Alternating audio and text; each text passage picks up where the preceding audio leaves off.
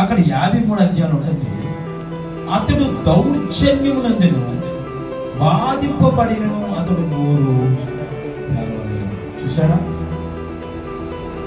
బాధింపబడిన నోరు తెరవలేదు. ఒక పక్క పురుగు తిరుగుతున్నారు, ఒక పక్క ఇబ్బంది పెడుతున్నారు, ఒక పక్క హేళన చేస్తున్నారు, విమర్శిస్తున్నారు, ఎన్నో బాధలు పెడుతున్నా యేసు ప్రభువారు నోరు తెరవలేదు.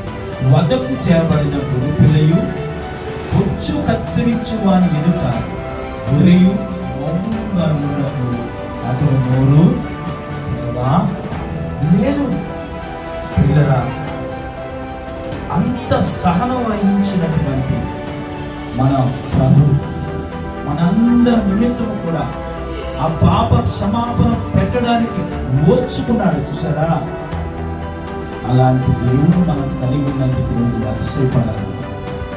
అంత మంచి దేవుడు మనం కలిగి ఉన్నందుకు దేవుడు ఇవి అయిపోయిన తర్వాత ఎంత వేగైపోయేందుకు బాధపడుతుంది. ఈరోజు దేవుని సన్నిధిలో ఉన్నటువంటి నీ జీవితంలో ఎంత మంచి దేవుణ్ణి నువ్వు కలిగి ఉన్నావు. ఈరోజు ఈ మాటకి ఎదురు చెప్పలేదు మరి ఎవరైనా ఉన్నారా?